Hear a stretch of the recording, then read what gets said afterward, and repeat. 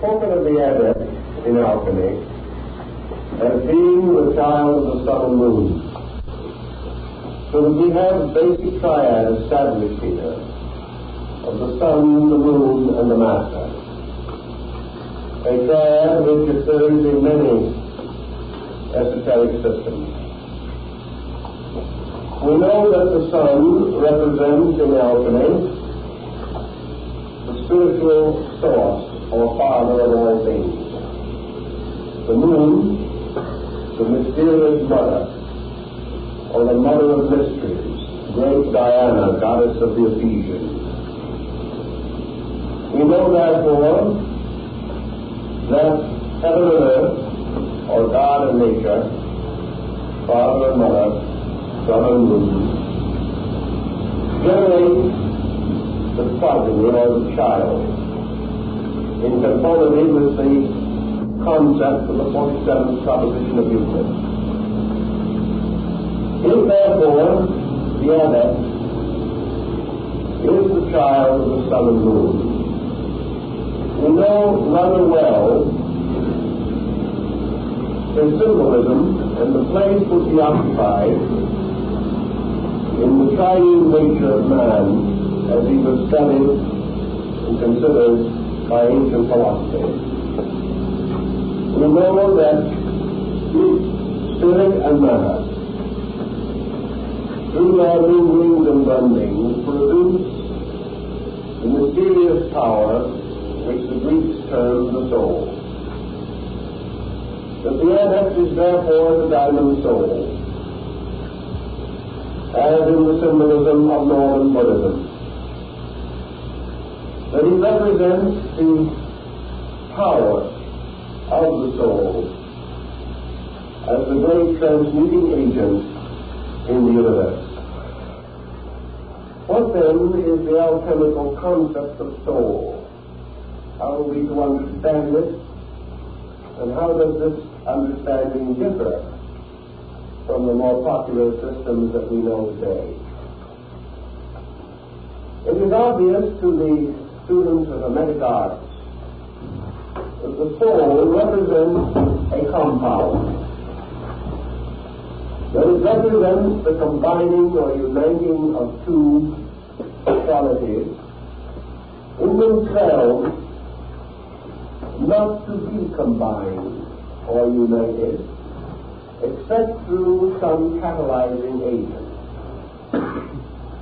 Spirit and matter in themselves are not easily brought into a compound. So the alchemist is told that the secret of his art is to make fire burn in water, and that water must feed the flame.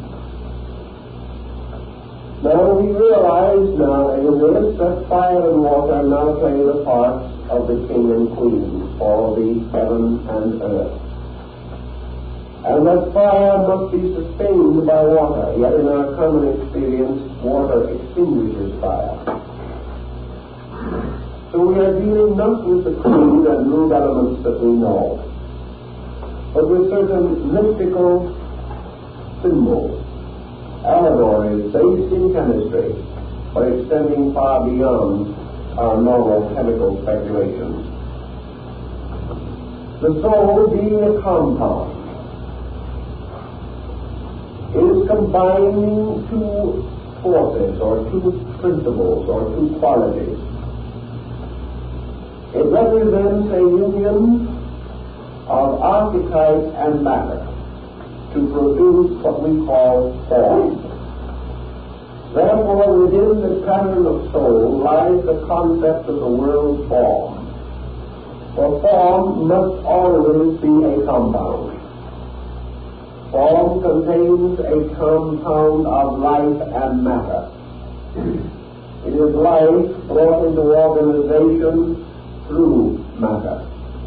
It is life implanting itself or impressing itself as what Vermi calls the signatura rerum upon the face of matter. Wherever life builds its forms and bodies, we have this formal principle. Bodies composed of matter bound together by life and formed as an ensouled matter. It is the compound of life and substance. Thus the soul has a dual nature, part of its nature representing an extension downward from the sphere of life or consciousness, and part of its nature being an extension upward from the world of bodies, from the world of matter. Thus in the great apocryphal book of Enoch, we hear the story of the sons of heaven descending to the daughters of men and taking them for wives, and the progeny were giants, and there were giants upon the earth in those days. Now the sons of God and the daughters of men are again spirits and bodies. The union of the principle of life brought into identity with the principle of matter, and these two combining to create organizations, organisms, compound creatures. And of this compounding, the most basic, according to the Greek, was this compound which is called the soul. Either the world soul, which is the compound of heaven and earth, or the human soul, which is the compound of consciousness and matter. In alchemy, therefore, the soul becomes the great laboratory within which the experimentation takes place. And the problem in regeneration in alchemy is to solve the mystery of the soul, to transform its present state into that of the diamond or agate soul. The soul we recognize as containing within it two essential elements. One, the emotional or psychic nature, the other, the mental or rational nature. We know that reason and emotion represent the sun and moon on the level of the soul, and that these two again must unite to produce a new instrument or a new being, which we have mentioned already and said was the alchemical homunculus, or the artificially created being. We have also learned that in the development of the nature of soul in alchemy, the soul becomes the instrument of function upon a level of being which is infinitely more subtle and refined than that of our objective life. To the alchemist, therefore, the mystery of the soul, its creation, its unfoldment, its development, this mystery was carefully concealed under a series of chemical formulas. And each disciple was expected and presumed to be able ultimately to solve these formulas. Each was a rebus to which he must give his own internal meditation. It was a symbol upon which he must contemplate, and through which he must release his own instinctive apperception of these mysteries of life. Then let us try to analyze the processes creating the soul, and why man, peculiarly endowed with this instrument, has a destiny unique among the created things of the earth and of nature. To understand this, we must borrow something from the later Egyptian religion, that phase of it which developed under the Greek pharaohs of Egypt, the Ptolemies, where the mysteries and rituals of the earlier religion were brought under certain philosophical disciplines from Greece, and thereby made more intelligible to us. In the Egyptian mystery, the soul was a septenary structure consisting of 7 essential internal ingredients. These in themselves the Egyptians called the 7 souls. And to each of these souls was given one of the great psychic behavior problems of human experience and consciousness. Man's soul was formed within, but he had what might be termed his milk soul or his infant soul that had one duty to perform. Later, this soul gave way to a second. More correctly, the soul itself unfolded and became a second kind of soul, which had to do with the extension and expansion of his body and the principle of growth, the unfoldment from within himself, the extension of the cycle nervous system throughout the fabric of his body, the gradual control of body by the power within it. Later, this gave way to the third soul, which was the generative soul, which, taking hold at puberty or adolescence, began the process of setting into motion the great reproductive power of soul energy. And so it proceeded, step by step, through these and other forms until it finally came to the adept soul, or the highest part of man's psychical life. And this soul also, having absorbed the other six, became the sovereign and complete ruler over the individual. And if this soul was perfected during life, this individual then had a consciousness after death and received a conscious place in immortality. This then was not the soul that finished and must die, but the soul that could go on to the abode of the gods in the blessed land of Amenta. So the soul of man was something he had to earn, something he had to create or build by his own activity. And this soul manifested to him through the unfoldment of his own inner life. The maturing of his soul was his great work. And having reached the maturity of the body, growth must go on, and the person in the body must grow, must unfold its own potential and achieve its own complete identity.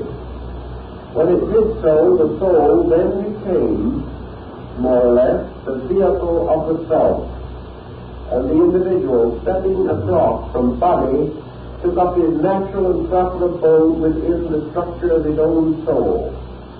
He was then what the Egyptians called a blessed soul, one established in everlastingness, and having achieved then to the adept state. In a way, this is the same concept that underlies the concept of the Hindu Mahatma, for Mahatma simply means great soul, a being in whom this internal power has accomplished its transmutation or its wonderful work. In Christianity, the Messianic soul is represented by the avatar or the Christos. And this is the Christ in you, which is the hope of glory, and which, if it be lifted up, will raise all things unto it. Thus, the death and resurrection of the Messiah represents the soul cycle, or the death and resurrection of the life, or the life. Or as it would be termed in alchemy, the death and restoration of the matter. The soul then becomes the scene or theater of the great regenerative power of man. And it is composed by the release of these two polarized extremes of consciousness. One of the releases is achieved from below by the building of what we call the personality. And the personality, when properly and naturally mature, makes its positive contribution to the psychic and soul life of the individual. Through the building and integration of the personality, we achieve, therefore, one of the essential elements of the soul. We become masters of the working of salt. For salt represents, in alchemy, the power of experience, or the growth of man from below upward. The growth of his lower nature, we will say, the unfoldment of it towards the light of truth. Now, the lower nature of man ascends gradually through the physical, through the emotional and mental life, until finally it reaches the apex of its own achievement on the level of reason. Therefore, from below upward, man builds gradually the rational power, the rational faculties of his own nature. At the same time, the universality at the source of man builds downward, creating step by step man's overtones or spiritual values, which gradually descending through the great powers of creative triads have their final manifestation in the mingling of the upper and lower triangles, the triangle of man's growth from below and the inverted triangle of man's descent. These two meeting in their apeces form this mysterious figure that resembles an hourglass, in which Father Time carries on his head in the alchemical rebus. Thus, from above, or from the internal spiritual life of man, one force flows. From below, from the external material life of man, another force flows. These two forces meeting in the form of salt and sulfur. And the union or meeting of these two makes possible the birth of the homunculus. Yet this in itself cannot occur except with the presence of the aid of the third or androgen element, which is mercury. And mercury is a very powerful catalytic agent in alchemy, which makes possible the building or binding of the two principles. Now, let us try to understand this a little bit on the level of philosophy, so that we can follow the alchemical symbolism more easily. Man consists in the esoteric systems of antiquity of three essential natures. One is termed spirit, one is termed soul, the other is termed body. These three constitute a triad of conditions. They are represented in the universe by the great theological triad of heaven, earth, and hell. They are represented wherever symbolism arises as a threefold division of existence. A division which consists of a superior part, and an inferior part, and a middle region between. In the Nordic religions of the Gothic rites of Germany and the Organic rites of Scandinavia, the eternal tree, or the tree of the universe, is very much key to this symbolism. At the roots of the tree is down in the darkness of Helheim, where the serpents of oblivion are forever gnawing at its roots. The upper part of the tree extends to the highest abode of the gods in Asgard, and here the spirits dwell, and Odin, seated upon his great throne, looks down upon the world. In the middle distance between the world of darkness below and the world of light above is Midgard, the abode of mortals. And here upon a flat plate-like surface in the old Gothic concept was the world surface as we see it, with mountains and rivers and continents. And here all the races of human beings dwelt, suspended or supported upon the branches of this great tree, twixt heaven and earth, or twixt the above and the below, between spirit and matter, ruling over all things. Thus humanity collectively is emblematic of the world soul. The human being is upon the level of the world soul development. And mankind is therefore the personification of the principle of soul. He is composed, therefore, of an animal nature which is less than soul, and of a divine nature that is more than soul. And between these he has his existence, partaking of both, and possessing within himself the power of extending his own consciousness above or below the medium line upon which he exists. Thus the individual, as the Greeks pointed out, may verge by inclination downward, and when the focal point of consciousness descends in the direction of body, the result is a materialist, or an individual who becomes more and more completely immersed in matter or in material things. He was like Narcissus, who, seeing his own reflection in the pool, hastens to embrace his likeness, and falling into the pool is drowned. Thus the soul of man, seeking its own likeness in matter, rushes toward it, and in that way descends into the mystery of generation and becomes possessed and obsessed by bodies. Plato gives us a very good description of this experience.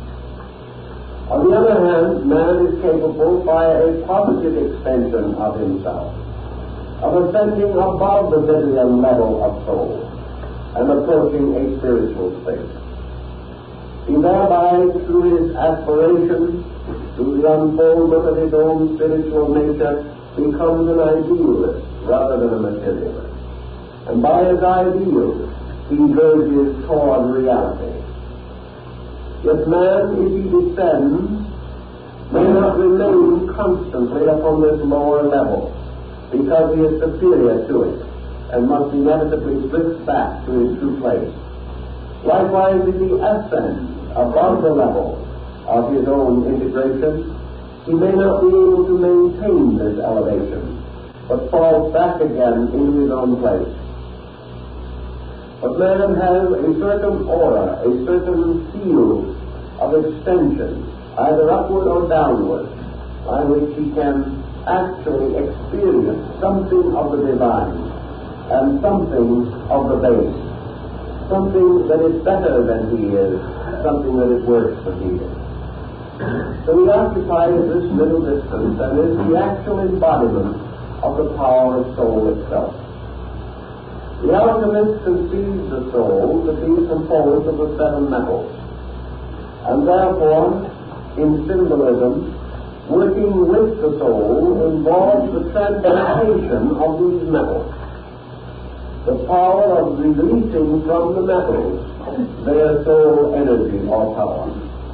For as alchemy points out, when you are working with material medicine, you must work with material elements. But when you are seeking to remedy the sickness of the soul, you must work not with the bodies of the minerals and metals, but with their souls, or the energies which are locked within them. Thus it is not with gross or crude metals that we shall correct the deficiencies of the soul. We must therefore have a special and refined metal, which we have passed through certain regeneration. Now there is an old figure of the seven arts and sciences, or the seven metals, in which we find the metals identified with the arts and sciences, one with logic, another with rhetoric, one with mathematics, and so on. We then come to the realization that the seven liberal arts and sciences contain within themselves the keys to the transformation of the soul. Man has a body of learning, whether it be astronomy, mathematics, music, architecture, all of these subjects. And these seven arts and sciences arise because of soul. They originate in soul. They are vitalized into their own existence by the energy of soul. They belong to the level of soul. If they are debased, they become material arts and sciences. If they are spiritualized, they become divine arts and sciences. But both of these are extensions. One builds downward and the other upward. The natural state of the arts and sciences being on the level of the soul itself. Therefore, in alchemy, the problem is to discover through art the means of releasing through the arts and sciences the mysterious soul powers which they possess. These releases correspond very, very closely with your yogic discipline. They correspond with all of your ancient mystical rites, because these are the arts and sciences as the outer vestment of a mystery. The individual who is willing and who is able to accept only the material forms of these things becomes learned upon the level of the mind and body only.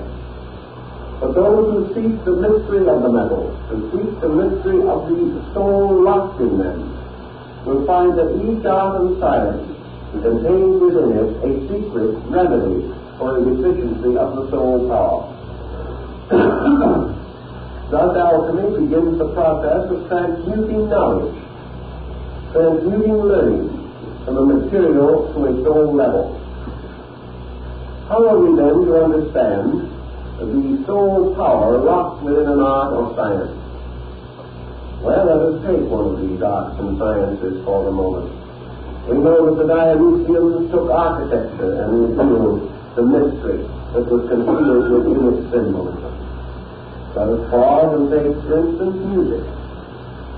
To see what music means, because it belongs to the mystery of the soul. Music is a soul art. It is an art which is capable of revealing to man more of the constitution of his own psychic nature. It was obvious to recognize that the lute or the lyre could be used to represent the entire mystery of soul power. He therefore created the instrument upon which he could play certain enchanted melodies. He learned the power of music, and in India and in China, the esoteric arts of music have been long considered and studied.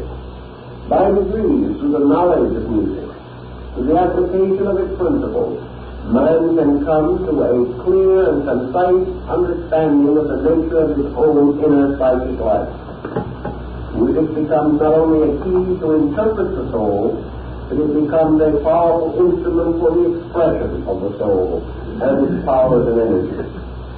Thus, each of the arts and sciences becomes one of the dimensions of the soul's release project, and in turn gives man one of the facets or keys to his own understanding of soul life. Man being naturally a soul, living upon the level of soul, it means that he is suspended in his own existence between the spiritual and material extremes. And therefore he must advance upon this narrow path which divides him from the universe of causes above and the universe of effects below. He straddles these like the Colossus of Rhodes, or like the ancient man of the Kabbalah, with one foot upon the earth and the other upon the sea. And wherever the alchemical symbolism arises, we see the repetition of these figures. Now, as we go into mysticism, alchemical mysticism, we come upon the symbol of the diamond soul, or the perfect soul, which in the Christian mysticism was regarded as the proper figure of Christ. Christ, therefore, is the adept soul. It is the perfected, redeeming soul within man. It is the soul that dies in man for man and is reborn through man by the resurrection of the soul in man. Then he says the soul in man is planted like a seed, and that all things in nature possess within them the seeds of soul, and that these seeds of the soul power can be caused to grow, and by the fertilizing of these seeds and their growth and the constant tending of them by the wise gardener, old Cronus, that these souls will grow and will bear their fruit, and this fruit will be for the healing of the nations and for all that suffers. Now Cronus, the one-legged gardener, of course, is the keeper of the tree of life, and he represents time. and he is time which makes all things come to their natural growth and harvest. Therefore all things that are ordained are perfected by time and are under the guardianship of time, and are fulfilled in time. And man's soul, which has an origin in time, is peculiarly under the domination of this dimension of symbolism. We know psychologically what we mean by the soul. We know from the standpoint of Freudian analysis or Jungian analysis that we regard the soul as a kind of internal person. The ancients saw it as more than that, very much more than that. Although they would not refute much of what has been done since. They would demand that the whole thought be extended very much further. Let us then try to understand, without going into too many side issues, something of the situation with which we are primarily concerned at the moment. Let us say that we will first analyze the principles of sulfur, salt, and mercury. Sulfur, we now know to be the sun, which is the farther light. The sun is universal being, universal reality, universal light. The sun also is the seat or ground of cosmic consciousness. It is the cause and source of reality. It is reality. It is being. It is actuality.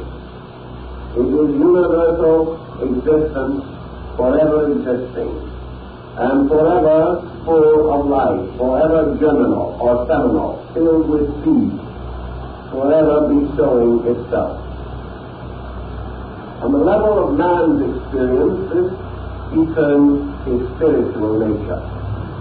And he conceives of a spiritual entity nourished and sustained by this spiritual life of the universe. And he therefore accepts the king both as spirit and as God, and makes the king the administrator of all the laws, principles of nature, and the source of all concepts of divinity, the one, the beautiful, and the good. This being is total and complete light. Light not of the physical world, but of the inner world. The light of the fullness of spiritual grace in all matters. This is then sulfur, which is the fire which sustains itself forever, and is the principle of fire in all things. This is the source of the fire of aspiration. This is the source of the ever-burning lamp and the altar fire that never fails. It is the symbol of the spiritual identity, the spiritual interior of everything that exists. Salt, we have to remember, is associated with the tragedy of Lot's wife, who turned back and was turned into a pillar of salt. Salt is the symbol of crystallization. Salt then tells us the story of bodies. It tells us the story of matter. It tells us that the extreme polar opposite of absolute life is relative privation of life. Because the alchemists did not believe that there could be a place anywhere which was totally devoid of life. Thus, the greater degree of life is sulfur, and the least conceivable degree of life is salt. We carry this on the moral plane, where the philosopher of old said that evil is the least degree of good. Therefore, salt is the least degree of sulfur. The salt must consume salt, because in this universe there is no part of it in which reality does not have an existence. But in sulfur we have the total expression of reality, and in salt we have the failure, the total failure of expression of reality. as the alchemist says, sulfur sleeps in the salt. It dies in the salt. The universal consciousness dies in matter. It is obliterated by the fact of matter. It lurks within matter. For what is matter finally but infinite life expressing through certain qualities, through certain attributes. Yet this life we do not comprehend as life, but regard as the antithesis of life. Therefore, spirit and its antithesis are sulfur and salt. Now in the beginning, according to the opening chapters of Genesis, God created the heavens and the earth. He caused to emerge from his own nature the two great principles, the king and queen, sulfur and salt. And the salt, or the abyss, was without shape and void. And this power which was creating divided the firmament and placed part of the firmament above and part below. And he divided the deep from the deep. And in this process of causing this division to occur, we can use another very interesting alchemical device. In one of the early books of the great alchemist Lamprey, we have a scene which shows the king, or the supreme power, moving in a whirlwind over the face of the deep. And we find the great abyss lying spread out below, and we have the scene of the power of God moving above and the great depths below. And the waters which were above the firmament were divided from the waters which were beneath the firmament. And the waters beneath the firmament were ocean. And the waters above the firmament were Shemayim, the water of life. And in the midst of these powers, in the midst of this great division that took place, there suddenly emerged the grand form of Elohim, the Creator. And the Elohim, or the builders, the seven powers, shooting out from the mystery of the Word, are suspended between heaven and earth. And here the seven powers gather together the form of the world, causing it to arise between the abyss and abyss, causing it to exist between time and eternity, and fashioning it magnificently from the abstract principle of sulfur and salt. And the seven powers which bring forth the creation, the Elohim, the vowels of the sacred word, are represented in the book of Lamprey by Mercury, the ancient, the great power of the catalyzer, the winged being, the messenger from heaven to earth and from earth to heaven, who carrying his mysterious rod wound with the serpent, brings forth from the below the shadow of the world form and unites it above with the descending hierarchy of the world spirit. So between these two extremes of ether and chaos, time and eternity, being and not being, and out of the great darkness that David called the umbra, comes forth the mystery of the primary and primordial generation. And this power, this mystery which came forth, is the world soul, described by the Greek authors as things with many heads, bearing all manner of likenesses and breaking through the age of time, born from the age which is made by the whirlings of ether and chaos. All these symbols go right back to the same basic principle, namely that the ancients recognized that existence was the result of the striving of polarities, or of opposite beings, and Einstein has come to practically the same concept. That life and life as we know it are the friction of the motions, the qualitative motions of basic energies. not the quantitative but the qualitative motions. And that these bring forth the revealed form of things out of the great abyss, out of the great darkness. This is the meaning of the Hindu concept that these creations came as a result of will and yoga. The duality produces between itself a being in which its own attributes are present, and this being is called the soul, the universal soul, fashioned in the womb of chaos. And this soul becomes the basis of the creation of the human soul, which in turn is the child of striving, the progeny of the mingling of heaven and earth, of time and eternity, of being and not being. The soul's man is engendered by being and not being, by realization and ignorance, by experience and intuition, by reason and love, and by the minglings of all the opposites, which goes forth into this vast psychic container from which will be born the radiant form of the deity Hades, bursting from the egg and taking power and supremacy over the dark field of mystery in which it was created or conceived. Soul, therefore, represents the objectification of spirit and matter, brought together as a being.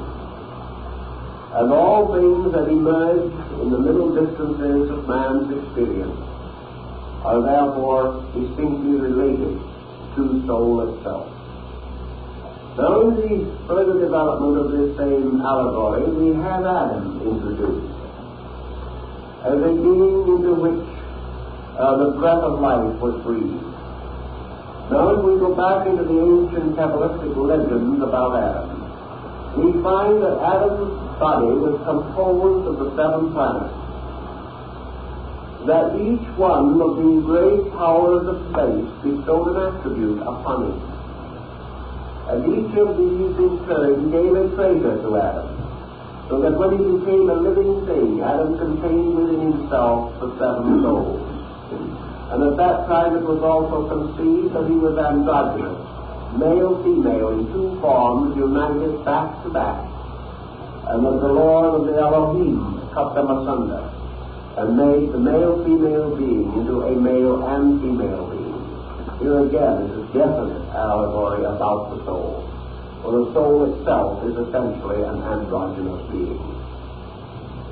We have a story which we told you about some time ago in connection with Balzac's story of Sarapita, in which we have again this allegory of the soul. This particular treatment developed according to the philosophy of Sarapita. So in the alchemical, to return to it once more, we have the union of life and chaos, of time and eternity within a bubble. We have the miniature replica of all that has been done, taking place within the soul of the human being himself, the alchemical resource. And in the study of this mystery, we find that man recapitulates by a series of renovations or a series of augmentations, as they are termed in chemistry, the history and generation of his world, the formation of his own nature and being, and the final release of his own soul. Now, as the soul is composed of the strivings of spirit and matter, and is bound into this artificial compound by the magic wand of Hermes, it becomes essential to our subject to try to understand more about the reasons for its existence and the ultimate end for which it is intended. The reason why the soul has to have an existence is because man himself is actually a soul being. He is therefore a soul being without a body on the level of his own nature. This is due to the emblematic or symbolic fall. For by the fall, a soul fell into a body. And because of this situation, it lost identity or orientation in its own nature. As man now lives in a physical body, it was the opinion of the alchemist that he lives in exile. He is in a kind of underworld. And this physical body can never be his home and can never be his natural abode. He lives in this as a state of penance, as a condition of insufficiency and insecurity, because the being within the body is not content. The individual is not able to be completely a body, because he possesses attributes and qualities which do not belong to the body. They belong to a higher level of existence than that which man at present experiences. Yet man is not by nature capable of becoming a spirit and of ascending into the abode of eternal blessedness. He is yet imperfect in many ways and in need of great experience and wisdom. But he has a home that is proper to him, and that home is a different kind of body, a body real but invisible, a body which contains within it the archetypal forms of all physical things, but is much more subtle, much more sufficient to him than the form which he now occupies.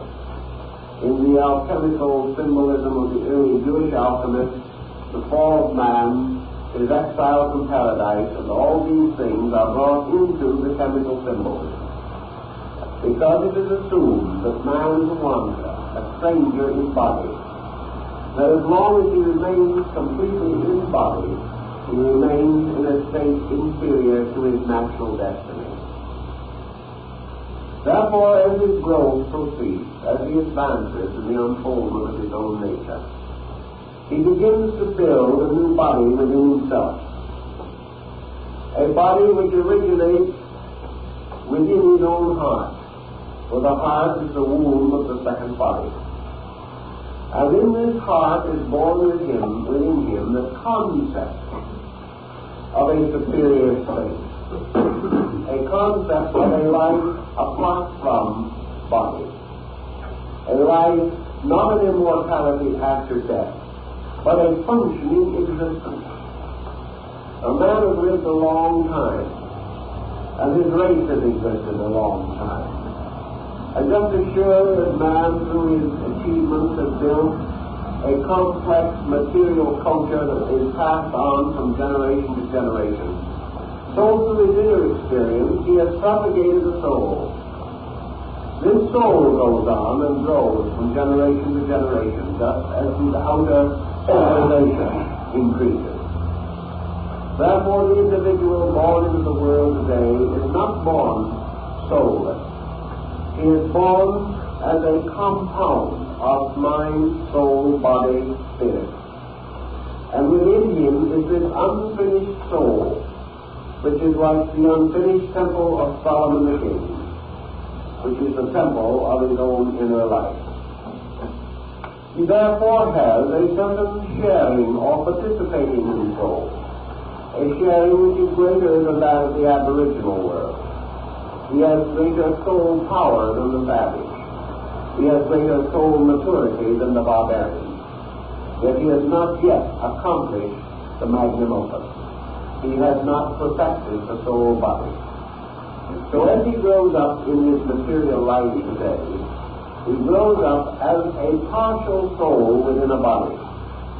This partial soul has its dreams and its hopes and its aspirations, but it also has its limitations. It has its imaginative and creative faculties, but it is also bound by appetites and illusions to the material life around it. So each individual inherits an unfinished soul. And the completion of this soul must be left to one of two things, either to the keeping of old Father Cronus, which is time, which means that in the fullness of time, nature will perfect the soul of man, even as it perfects the diamond in the coal.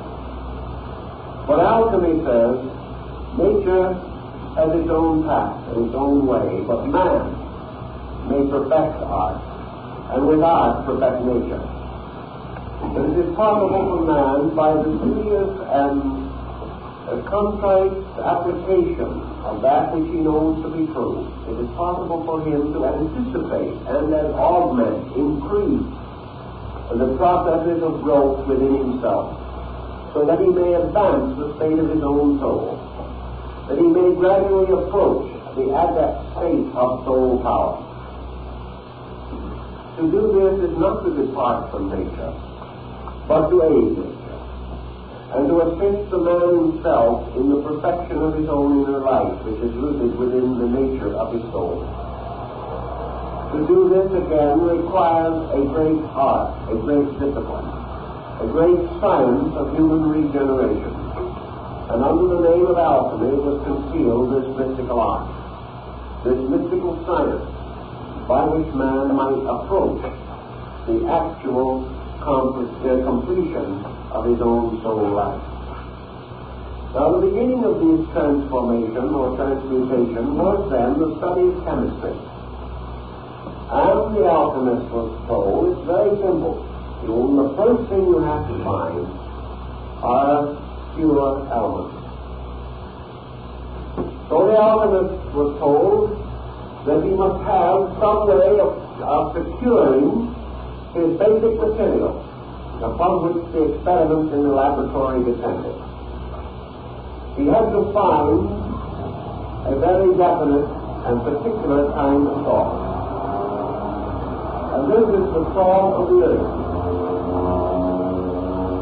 This is the same kind of salt that was referred to in the biblical story, that ye are the salt of the earth.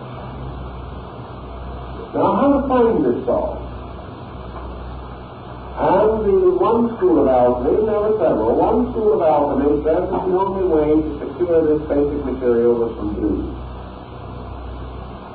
Therefore, what you had to do was to go out at night in certain regions where the dew was heavy, and you were to place glass plates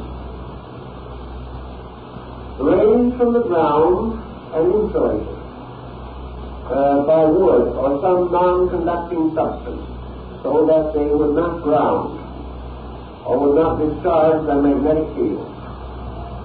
And you were to collect upon the surface of these plates dew, and you were to catch it or place it in vessels carefully prepared for this purpose, absolutely clean and capable of being completely and hermetically sealed. Now, this might sound like a difficult experiment, and yet I've known a number of practicing alchemists today who have succeeded right here in the mountains back of San Bernardino. Some of these alchemists have been able to collect as much as 10 or 20 gallons of dew off a glass plate. It is not an impossible thing to do, because they believed in the alchemical tradition that this dew of heaven held within itself certain powers captured from the rays of the stars. Also that this dew, having never touched the earth, was like the druid mistletoe that had to be cut from the tree without being permitted to touch the earth or it lost its power. That this dew would then be passed through certain experimentation by which the powers within it, the occult virtue of the planet, could be augmented and increased. Now, I know one or two understand experiments involved in that particular rather disagreeable procedure also. I know at least one case in which a 5-gallon bottle exploded. And there was actually, within the dew, a sufficient fermentation taking place to cause a tremendous combustion and pressure. Now, all this belongs to the physical story of alchemy. But always the alchemist was told that the great problem he must first solve was to secure pure elements for the preparation of his work. He was told, for instance, that he had to have pure copper. Not the copper you would buy even in the laboratory or in the chemist's shop, but pure copper, which could only be found under certain conditions and in certain places. Pure silver, pure gold, pure mercury. But these various elements had to be pure beyond any knowledge that we have of them. Well, the implication as you go through the story is rather obvious. The beginning of the great transmutation was to find the pure forms of the basic emotions, instincts, appetites, and attitudes of the human being. We had to find, for example, not just copper, but pure love. We had to find not just silver, but pure imagination. We had to find not zinc, but pure reason. Because each one of these elements was tied to a substance and to a planet and to a power in nature. Each one of these basic principles had to be pure. So we begin with an elaborate series of purifications, which are nothing more or less than a restatement of what were called the cathartic disciplines of classical philosophy. The individual looking for these pure elements could only hope to find them within himself. So the beginning of his art was the discovery of the purity of his own basic soul power. He had to purify the energies of the soul, which he must use in the accomplishment of the great experiment. Thus was the problem presented to him that in all probability he would not be able to find these elements in an absolutely pure state. Consequently, his first duty after he had discovered elements suitable to his purpose was the continuance of the process of purification by fire.